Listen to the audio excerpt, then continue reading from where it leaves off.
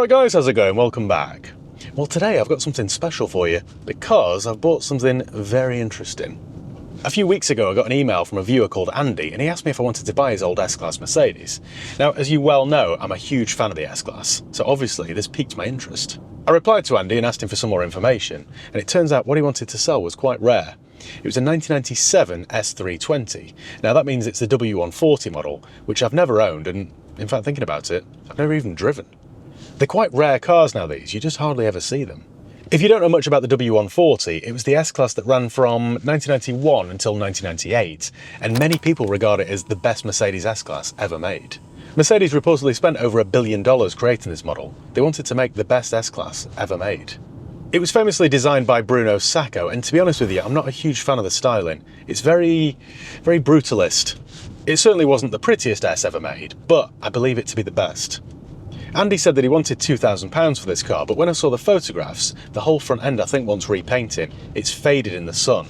So I negotiated down to £1,700 and he accepted, and then I arranged collection. Interestingly, Andy's owned this car since it was 6 months old. He bought it from a serviceman in Germany and then imported it himself. And he said that he'd keep it forever had it not been for you, Les, but it was costing him something like £15 a day to drive it into London, and it was just a complete waste of money. So reluctantly, he wanted to get rid of it. He told me that it was in good mechanical order, but it hadn't been driven for the last 2 or 3 years. It had just been parked on his driveway, so it does need a little bit of TLC. I know this 6-cylinder petrol engine is prone to weak head gaskets, but happily, Andy's had that done a few years ago, so that's something I don't need to worry about. It's also got both keys and loads of service history, so I'm quite excited to see it. Of course, I haven't seen this car yet, only photographs, so I'm looking forward to it. So I thought today, you could join me on this tour, and we'll see what we need to do to it. What I'm planning to do is really pamper this car, give it all the TLC that it deserves, and try and make it as nice as possible. I also need to say a massive thank you to J&TM Autos in Clacton, because when I'd arranged to get this car collected, it burst a coolant pipe or something, so it just leaked coolant all over Andy's driveway. But thankfully the guys at J&TM Autos repaired it, and now it's all spot on. So thanks very much for that, I do appreciate it in my hour of need. Anyway, we're not too far away now, so I suppose we better go and have a look, hadn't we? I'll see you there. Well, we're here. Oh, that's so cool. It's a big ugly bus, this, but it's just so cool. It looks really, I don't know, it's somehow elegant, really. It is a very brutalist design. It's big and boxy, and I can see second gen LS 430 in it as well, especially that rear. But it's so cool. It looks really like, I don't know, like 90s businessman, big business, or 90s, I don't know, 90s gangster. That's really cool. I think it needs different wheels though. They look like base wheels. What I'd really like to do, if this is okay mechanically, and Sam at SPR says that it's good, because that's my next stop with this car, get it up on the ramp at SPR and get it serviced, gearbox service, all that sort of stuff. If he says it's a nice one, then I'd like to get some nice monoblock wheels for it. Monoblock wheels, the nicer grille, the one with more chrome on it, I think we'd have a really cool car. Andy was right though, it does need, the bonnet needs painting, and probably the front bumper and wings. So it needs the front end repainting. But, oh, that's so cool. It's got the nice tan interior as well, which is quite rare. There are a couple of dents on it, which I think would pop out, so we'll get the lads at Dents to sort that out. I'm really excited to look around this. Like I said, I don't think I've ever been in a 140, certainly never driven one, and definitely never owned one. So this is a bit of a first for me. Right, as always then, let's check it out using Car Vertical. Now it's really important that you do one of these checks before you hand over any cash for a used car or motorbike. It doesn't take long, and it isn't expensive, and it's cheaper still if you use my promo code HIGHPEAK. That's HIGHPEAK, all one word, HIGHPEAK, and you save yourself 20% off each and every check that you do. I've just realised I've gone to open a new tab on Safari, and I've got all 500 open. It's a terrible habit of mine, that. Right, this is really easy to do then. All you need to do is go to carvertical.com, and don't worry, I'll leave the link in the video description below, and then type in the reg or the VIN. It's as easy as that. And by the way, this works in 35 different countries, so it isn't just a UK only thing. Let me show you how this works then. So go to carvertical.com, type in the reg. In this case, it is Romeo 746 Alpha Kilo Papa, check vehicle. What this does then is it checks thousands of databases, and it'll tell you if the car's ever been stolen, written off, had a mileage rollback, or has outstanding finance on it. And it doesn't just check the UK, it checks loads of different countries. So if the car's had a bump in Bruges or a prang in Poland, this will tell us. I used this recently when I was in Hungary, and I checked a larder out, and it even had photographs from the last time it had an MOT in Hungary. I've had it before where it showed me photographs from the last time the car was advertised, so you can compare the condition. I've also had it where the car's been written off, and it showed me photographs of the recorded accident damage. So it is a very useful tool. Right, just like that, the report is ready. Like I say, don't forget to use my promo code HIGHPEAK for 20% off. View report. So it is a 1997 Mercedes S320. It's shown as 3 owners, but like I say, the first one was the serviceman, then Andy bought it when it was 6 months old, and then I think it's gone between family members. But it is kind of, technically, a 2-owner car. Mileage then, last recorded mileage was 108, so it is quite low for its age. Now it's done in finance, so that's good. No recorded accident damage, and never been recorded as stolen. So that's all bueno. Last known mileage was 108, and it's nice and consistent and steady every single year. Even, you know, when this car was 10 years old, it had only done 56,000 miles. That's really low for an S-Class. Never been anywhere near a disaster zone, that's good. It's a 1997, 228 brake horsepower, that's 170 kilowatts. Petrol is the M104 engine. Gross weight, 5,600 pounds. Now this is quite a good spec. So it's obsidian black, metallic paint. It's got Parktronic, so front and rear sensors. Memory seats on the driver's side, dip-in rear view mirror, leather mushroom colour, okay. Additional third stop lamp. Oh, sliding sunroof. There we go. Adjustable steering column. These were way ahead of the time. You know, this era of S-Class, I think I'm right in saying this. I think it was the first S-Class to have soft closing doors. I think the previous generation was the first to have ABS or something. They've always been at the forefront of tech. What else we got? Wood trim. Bird walnut, okay. Oh, sound system. CD changer. Right, okay then. Closing aids for doors and trunk lid. That's the soft close. Okay then, right. So it was brought to the UK in April 98. There we go, right. So Andy was right. So it was manufactured in December 97, first registered in December 97, then brought to the UK when it was 5 months old. How good's this? I'm so excited, you know, honestly. Right, let's look around it then, shall we? I am like a kid on Christmas morning. Parking my lucky number 11 spot. At least the car's not been left for me in bay 13. That's always a bit of a jinx. Right, let's go have a look. We've got both the keys here then. So it's typical sort of 90s era Mercedes key, like the old 163ML. That's all good. That one's in better condition. It doesn't light up anywhere, so I suspect it could well need a new battery, but we can sort that out. Right, it's quite windy today, so if you get some wind noise on the mic, I do apologise. Look at it though, in all of its 90s glory. Here, don't you reckon, that bit there is LS430. They've obviously copied Mercedes there, because this has been out since 91. This means this is like an 80s designed car, really. But, yeah, okay, let's start off with the wheels then. I think I will treat it to a set of monoblocks. These are, what size are these? Oh, this is quite an old tyre, we've got some crack in there. It's either been flat or it's been sitting for a long time. It's a 16-inch wheel, this. So I think if we got some maybe 17 or 18 monoblocks, I'll have a chat with Sam, see if he knows of anyone that's selling some or whatever. I'll try and get hold of some. By the way, if you know of any, then let me know. Email me, matt@highpeakautos.com, Matt with 2 T's. So I could probably check the tyres, but there's no point really, because I might just replace these. It's a Bridgestone, but it's old and cracked. The paintwork here is good. There's no rust. This has all gone a bit flat. So I don't know whether that would polish up or it might need a paint. Jimmy the Magician is the man for the job. A couple of little dents here, which we can pop out and then touch in. I'll get the lads over at Dents to do that for me. And I'll get some obsidian black touch-up paint and I'll touch those in carefully myself. I don't know whether these have kind of oxidised or they should be, I guess they should be silver, but they look almost gold. Don't know if I can treat that. There's no lack appeal here, but it does need a good old buff. The roof is kind of, it's gone a bit flat. I think that could buff back though, really. We've got folding mirrors. The biggest dent is there, and there's some marks around it, so hopefully we could pop that out. If not, I'm going to have to paint it. I'd rather not paint the whole car, to be honest. I've already got to do the front end. As you can see then, this wing is very flat. It looks like a chalkboard, as is the bonnet. So I've got to sort that out. Lancaster, they're the supplying dealer, I guess. or service centre maybe. We've got another Bridgestone jeweller here on this side, this front driver's side, offside. That's on about 4mm of tread. This bumper needs painting. No rust on these. The model that came after this, the 220, that rusted terribly. But this era, the W140, was the real high watermark in Mercedes build quality, in my opinion. This needs painting, but we've got front sensors. It's just been sitting for a long time, so everything's kind of green and dirty, but it would all clean up well, I think. So we need to paint the front end, replace the wheels. Talking $1,000 already there, aren't we? New tyres. All these bits will polish off or touch in, that's good. No dents on this side. This side's quite straight, really. Ah, that's a shame. We've got some lacquer peel here on this top.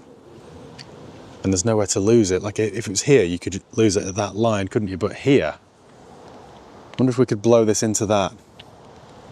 It'd be a shame to paint the whole side just for that little strip, wouldn't it? The door cards here have started to lift. I wonder if they could be clamped back down again or stuck back down. Not sure. Move around the back, we've got a bit of a scuff. Oh, we've got a matching Bridgestone jeweller there on about 4mm. So they are all matching tyres, but they're very old. And I don't like those wheels. They're not very flattering, are they?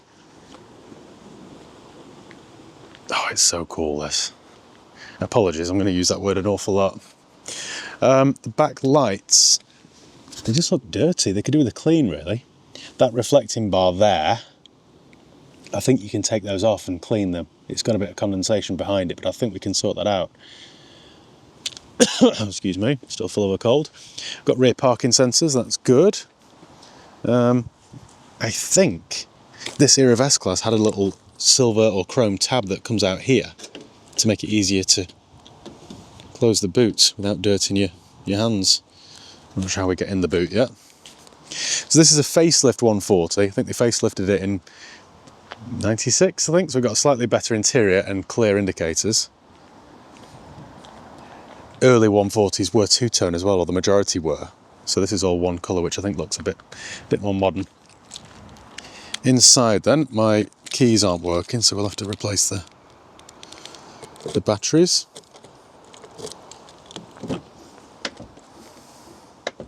Got a clicking check strap there, so I'll have to tighten that up a little bit.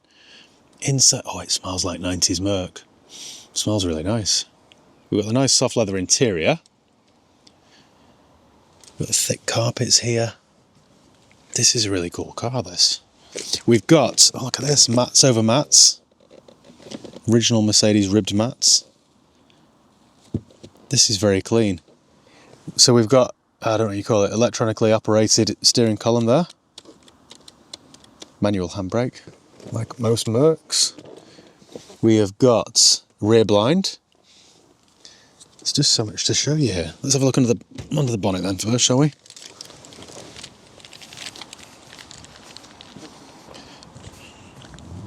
So this, hang on, let me show you. Struts work well. So this, I think, is the straight six. What was it? M104 engine. They replaced this then with the V6. But this straight six, I think it was the same engine that they used in my 129 SL that I had a couple of years ago. And they're quite reliable, but they do suffer with head gaskets. So they can often leak oil. But Andy said this one's been done, so I'll obviously get that all checked out. It just needs a bit of a clean-up. I can't see any leaks. Like I say, the lads over at the garage in Clacton, they did a coolant pipe. A coolant pipe had perished and just burst on collection, so that was resolved, that was dealt with. I've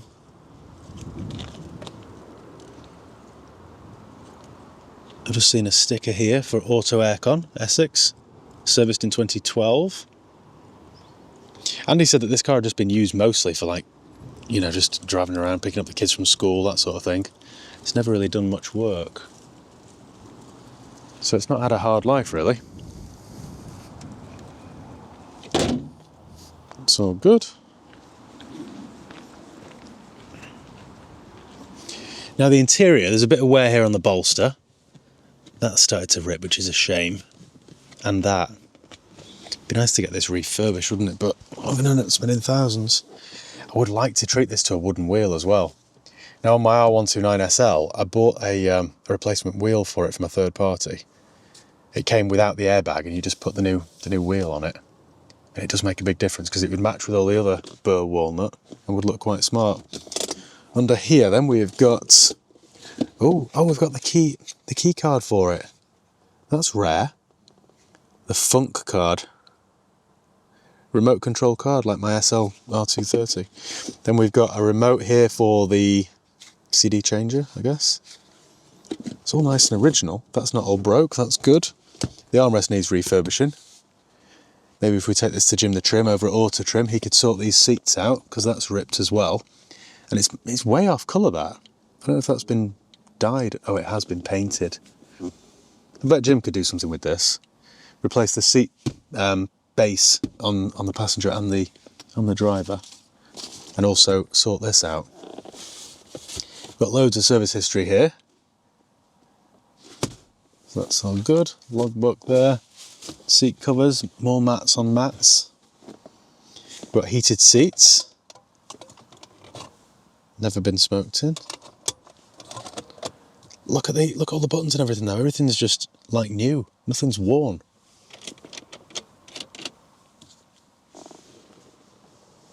Got a nice, I don't know whether that's suede, Alcantara or something, headliner. That's quite nice. Vanity mirrors there in the back. Look at this. They really were the best, these cars, weren't they? Let's fire her up then. In fact, no, I've not finished my tour yet. Getting ahead of myself. In the door cards, we've got gutter hooks. This needs sticking back. The electric memory seat thing needs to go back. My central locking's not working either. Now the back is in way better condition.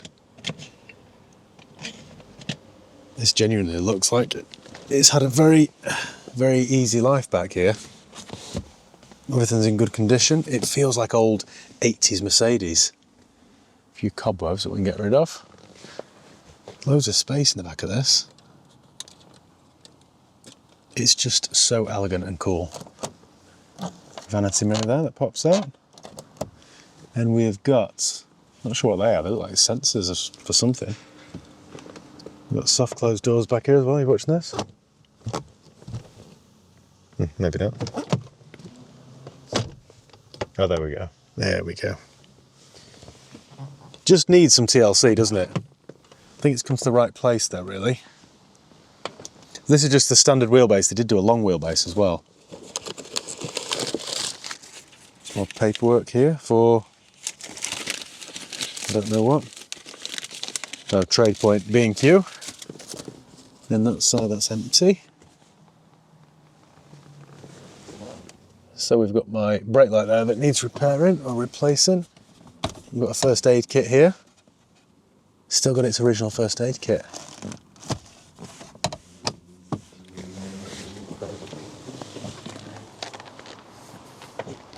Now how do we open the boot? Is there a button somewhere, or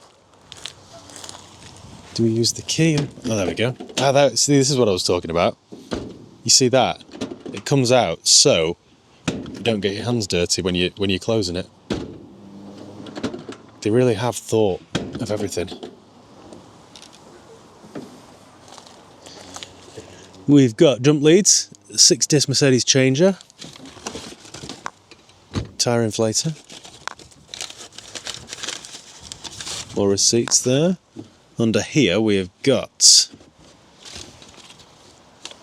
toolkit, bulbs, fuse box there.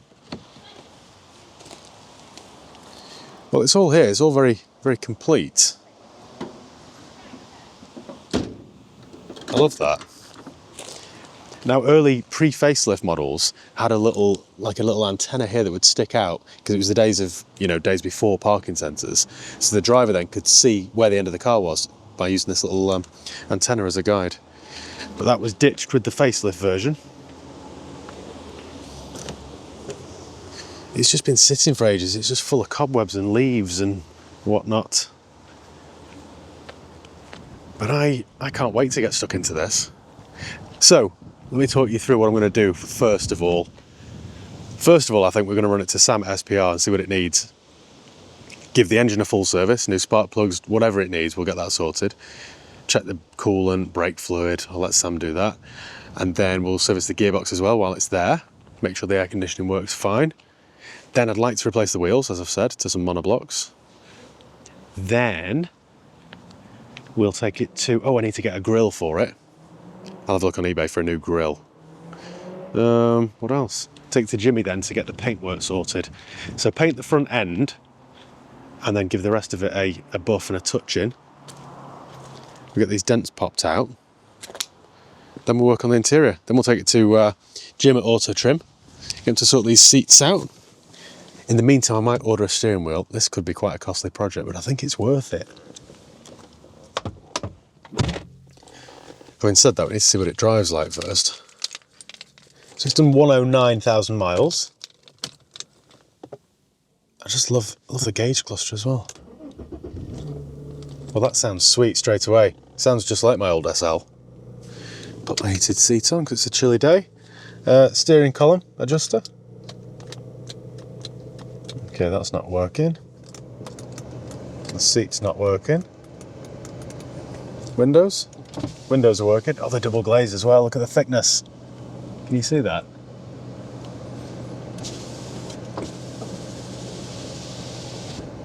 Do they all work? Eins, zwei, drei. There we go, they all work.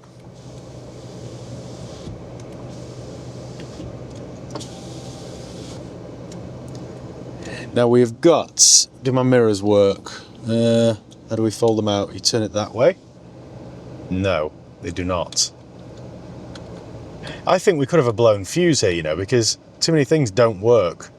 The seat controls, the steering controls, the mirrors, none of it works. What about my blind? Does my blind work? Oh yeah, look at this. Got a rear blind. Oh yeah, lovely. I'm a geek for stuff like this. I hope you are too, otherwise this is going to be a very boring video for you. We've got some bits of car there. What does that one do? There should be another storage compartment somewhere, should there? I know my R129 SL didn't have a glove box. Maybe this one does. Is it locked? I don't know.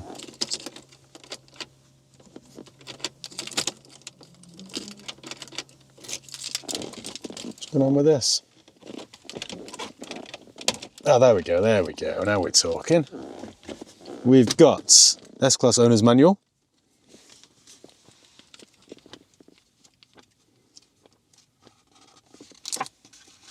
Smells of old book.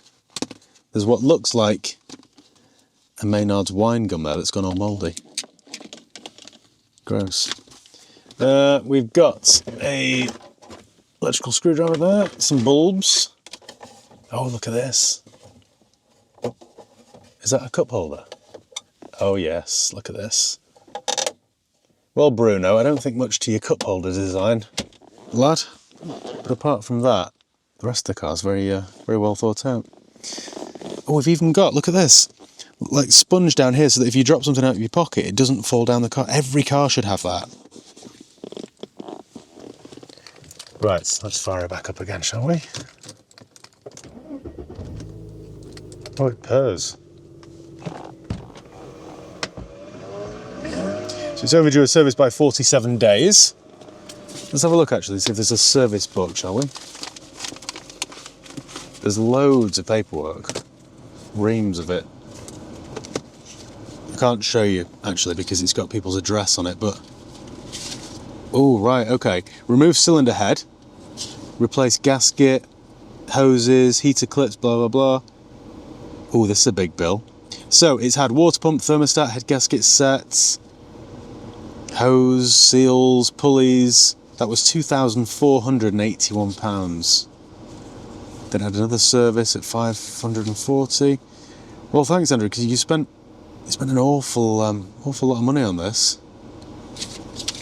There's loads of receipts, loads and loads. This is just what you want to see. Then we've got more receipts here. Oh, look at the old MOTs. Look at this. But back when they were handwritten.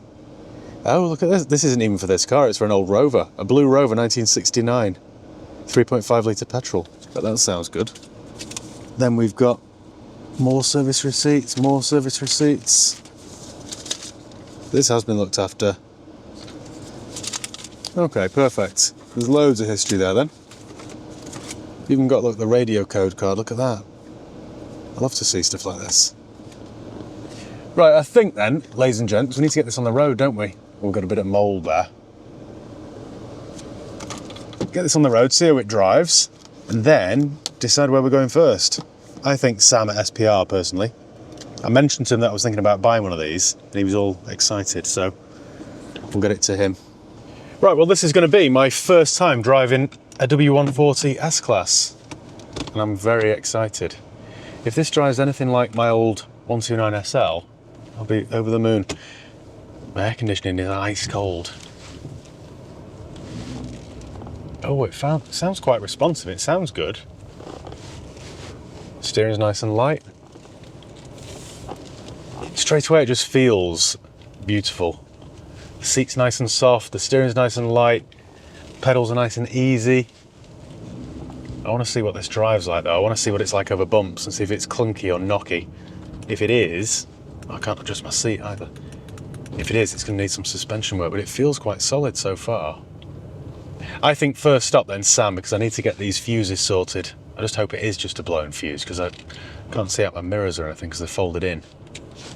My air conditioning works. That's ice cold, which is a result. The engine sounds beautiful. It purrs. Brakes feel good. Not vibrating, not grinding. I've got no warning lights on. Having said that, I don't think a car from this era had so many warning lights. Oh, this drives beautiful.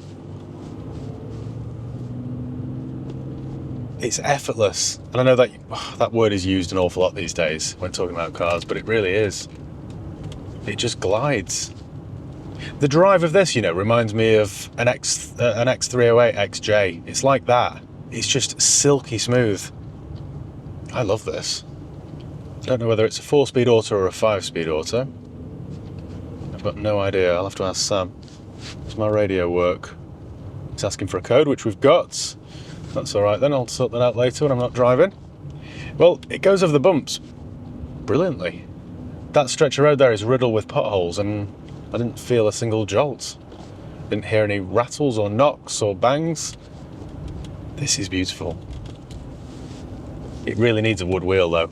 Could just imagine me sat here for miles with my wood wheel, my 80s music playing. This is so cool, you know. Brakes are good. Garage is all closed up. Someone's had an early dart to watch the football. Kick down is good. I'll have to go through the history, you know, and see if it's ever had a gearbox service or something, because if it has, then there's probably no point doing it again, but oh, this is so nice. I wish I could adjust my seat though in steering wheel, because the position's not quite right, but it just wants to go. It doesn't feel quick, but it feels quite responsive, if that makes sense. It feels quite nippy. Nippy isn't really the word you'd think of using, is it, for a 2.5-ton Mercedes like this? Nippy is the word that you'd use for a little Fiesta or something, but it does feel quite nippy. And it doesn't feel like a big car, this. Having said that, I suppose I've just stepped down from a Range Rover, but it doesn't feel massive. It feels like I'm in an E-Class or something. Everything just feels solid and tight and precise. You know what, for £1,700, I know I'm going to spend massively on this, but I think it's worth it, because for £1,700 this is an awesome car. I love buying stuff like this, as you can probably tell. What do we need to do first then? I was going to say, should we give ourselves a budget, but there's probably no point because it will be blown out of the water. We could give ourselves a very healthy budget, couldn't we? It owes me £1,700. Should we give ourselves a budget of 3.3, which is very generous? That means then this car all done would owe me £5,000. And if I've got a really nice example of an S-Class, a W140 S-Class, which is iconic really, if I've got a nice one for 5k, I'd be over the moon. So should we do that? Let's give ourselves a budget of 3.3, nice and healthy. None of this 500 quid nonsense. We'll be brave, we'll give ourselves a big healthy budget, £3,300, and from that we'll sort the paint, the wheels, the steering wheel. I'm already thinking this is going to be an overspend. The wheel's about 500 quid. Wheels, wheel, paint, service, dents, You know what, we might just do that for 3.3. This handles beautifully. I thought this would be like a big old boat, but it's not. You know, like when you drive an old P38 or something, it sort of wallows through the corners. I thought this would be like that, because it's from the same era, but it's not actually. It's quite sharp. I've got no idea, I sound a bit naive now, but I've got no idea whether this has got air or, you know, that hydraulic suspensions. I've got no idea. Don't think it's got ABC. Might just be standard coils and shocks. I don't know. We'll ask Sam. Sam is the man. I'm over the moon with this. I know it doesn't look the best. Looks a bit neglected, but we can turn that around. We can sort it. It's just so nice and comfortable. I genuinely daily drive this. It's really nice. Okay then, I've got a massive job list here, haven't I? I think first up then, we need to head down to Portwood and see Sam at SPR. That's probably the correct order, isn't it? We'll get him to check it out and make sure it's worth pursuing, but I think it is. I think it is. Unless he finds something, you know, catastrophically wrong with it, but I can't see him doing. It drives really well. My air conditioning works. The tyres are good brand, albeit old. So it doesn't have the signs of being a neglected car, this, does it? Okay then. I'm going to spin this around and head down to Sam at SPR. But I think that's probably enough for today's episode. So, oh look, there's some Figaro. So I swear I've got ADHD. Distracted far too easily. Where was I before I saw the Figaro? Yeah, I'm going to spin this around. That's probably enough for today's episode.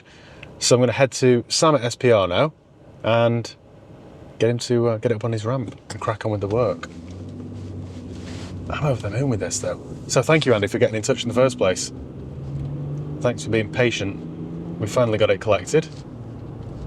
You know what? I said it wasn't quick. It's actually quick enough, really.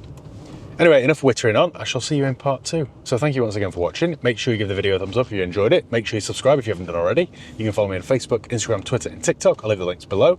And yeah, I am asking for your help now, guys. But if you know of anywhere with a set of monoblock wheels or a wood wheel or some seat bases in the same colour, it's a bit of a long shot, but if you know of anywhere where I can get some parts from for this car, then email me, matt@highpeakautos.com. But yeah, I shall see you in part 2. Cheers guys, see you next time.